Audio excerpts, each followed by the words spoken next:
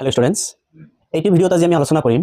HS যেটো এক্সামৰ result দিব 2026 ত সেই ৰিজাল্টত যিসকল ষ্টুডেন্টৰ ৰিজাল্ট বেয়া হ'ব বা এটা দুটা সাবজেক্টত ফেল হ'ব সেইবোৰ ষ্টুডেন্ট এইচএসএলসিৰ নিচিনাকৈ কম্পাৰ্টমেন্ট এক্সাম দিব পাৰিব নেকি যেনেকৈ তোমালোকে যেতিয়া এইচএসএলসি পাস কৰিছিলা তেতিয়া যিসকল ষ্টুডেন্টৰ ৰিজাল্ট বেয়া হৈছিল সেই ষ্টুডেন্ট বিলাক এইচএসএলসি আকৌ এবাৰ পৰীক্ষা দিব পাৰিছিল যেটোৰ নাম আছিল কম্পাৰ্টমেন্ট এক্সাম সেই এক্সামটোৰ জৰিয়তে ষ্টুডেন্ট বিলাক আকৌ এক্সাম দি পাস কৰিব পাৰিছিল আৰু সেই বছৰটো বেয়া হোৱা নাছিল বা নষ্ট হোৱা নাছিল বছৰটোতেই তেও এডমিশন ল'ব পাৰিছিল গতিকে 2026 ত যি ৰিজাল্ট দিব আমাৰ 17 তাৰিখত সেই 17 তাৰিখত ৰিজাল্ট দিয়াৰ পিছত যিসকল ষ্টুডেন্টৰ ৰিজাল্টটো বেয়া হ'ব সেই সকল ষ্টুডেন্টে এইচএসএলসিৰ নিচিনাকৈ কম্পাৰ্টমেন্ট এক্সামটো দিব পাৰিবনে নাই এনেকুৱা কোশ্চেন হয়তো তোমালোকৰ মনত উদয় হ'ব পাৰে তোমালোকক জনাই দিও যে এইচএসত কম্পাৰ্টমেন্ট এক্সাম নাই কিন্তু কম্পাৰ্টমেন্ট নাথাকিলেও হেনেকুৱা টাইপৰ এটা এক্সাম আছে যাক কোৱা হয় বেটাৰমেন্ট বা ৰিপিটেড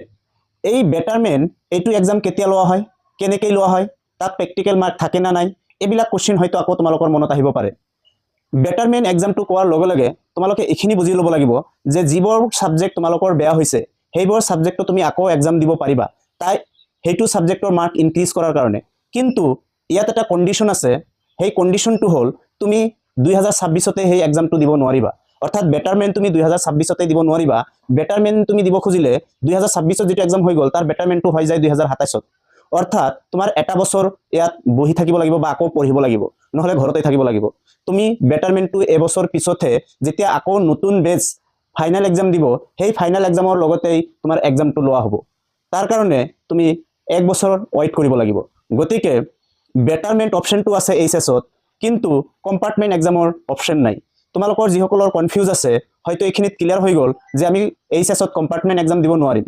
কিন্তু বেটাৰমেন্ট দিব পাৰিম গতিকে মই আশা কৰো যিসকল ষ্টুডেন্টে এইবাৰ